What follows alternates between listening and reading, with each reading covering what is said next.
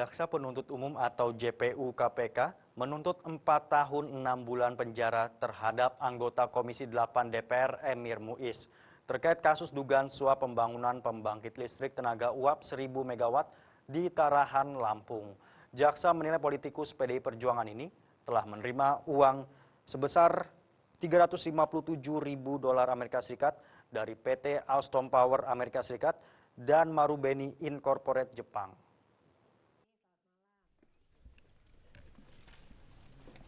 Anggota Komisi 8 DPR Emir Muiz Senin siang menjalani sidang dengan agenda pembacaan tuntutan dari Jaksa Penuntut Umum atau JPU terkait kasus dugaan suap pembangunan pembangkit listrik tenaga uap 1000 MW di Tarahan, Lampung di Pengadilan Tipikor, Jakarta.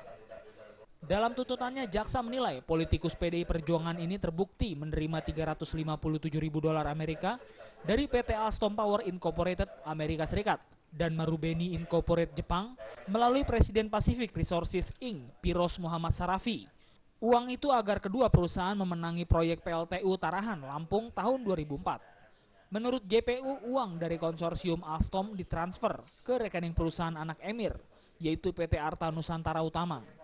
Atas pertimbangan itu, JPU pun menuntut terdakwa dengan hukuman 4 tahun 6 bulan penjara dan denda 200 juta rupiah atau subsidiar kurungan penjara 5 bulan kurungan penjara. Menjatuhkan pidana terhadap terdakwa Richard Emir Muiz berupa pidana penjara selama 4 tahun dan 6 bulan dikurangi selama terdakwa berada dalam tahanan dengan perintah supaya terdakwa tetap ditahan. Menanggapi tuntutan ini, Emir menyatakan akan mengajukan pledoi pada sidangnya pekan depan. Menurut Emir, apa yang disampaikan jaksa tidak benar. Sudah dari dulu berbisnis. Ya bapak ini kemudian uang ini diangkat, uang bisnis diangkat-akan ini uang dari Alstom. Itu yang jadi tanda tanya buat saya. Karena sampai hari ini pun di Amerika belum ada keputusan bapak ini uang Alstom atau uang siapa. Karena di Amerika yang dituntut bukan Alstom. Ini yang aneh. Kalau skandal Lockheed di Jepang dulu, itu yang dituntut kan Lockheed. Dan Alstom juga pernah dituntut.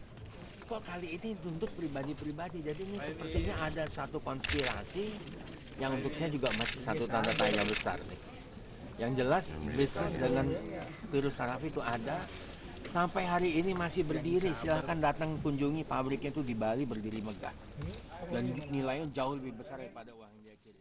Jadi betul-betul ini untuk bisnis. Dari Jakarta, Lisa Indah dan Wayan Agus melaporkan. Mantan Menteri Pemuda dan Olahraga atau Menpora Andi Alfian Malarangeng hari ini menjalani sidang perdana di Pengadilan Tipikor, Jakarta terkait kasus dugaan korupsi proyek olahraga di Hambalang, Bogor, Jawa Barat. Andi didakwa telah memperkaya diri sendiri sebesar 4 miliar rupiah dan 550.000 US dollar dari proyek tersebut.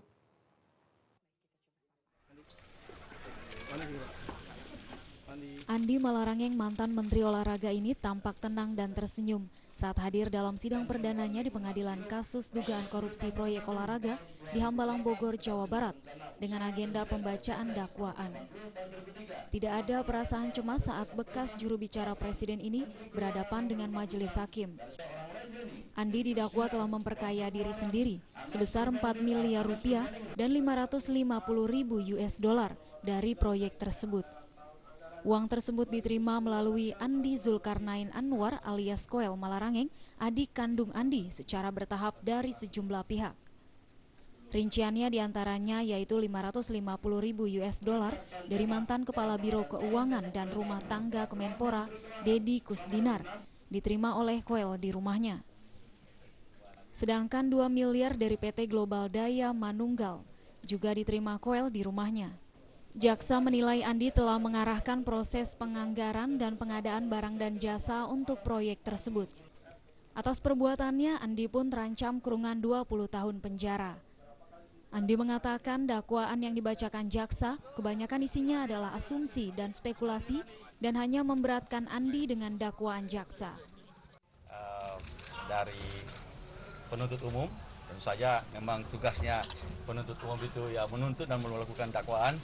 Cuma sayangnya adalah bahwa dari dakwaan itu, sebagaimana kita dengar sama-sama tadi, isinya lebih banyak asumsi-asumsi, spekulasi-spekulasi, maupun juga kejadian-kejadian yang dihubung-hubungkan yang tidak adil bagi saya. Yang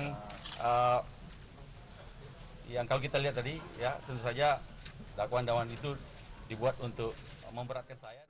Sidang akan dilanjutkan pekan depan dengan pembacaan eksepsi dari terdakwa dan tim kuasa hukumnya. Dari Jakarta, Lisa Indah dan Wayan Agus melaporkan. Forum Indonesia untuk Transparansi Anggaran Fitra menyebutkan ada ketidakcocokan antara laporan partai politik soal dana kampanye dengan transaksi keuangan parpol jelang pemilu. Data dari Fitra menyebutkan untuk saat ini sudah ada 500 triliun rupiah transaksi yang dilakukan parpol, sedangkan total dana kampanye dari seluruh parpol yang dilaporkan ke KPU hanya 1,9 triliun rupiah.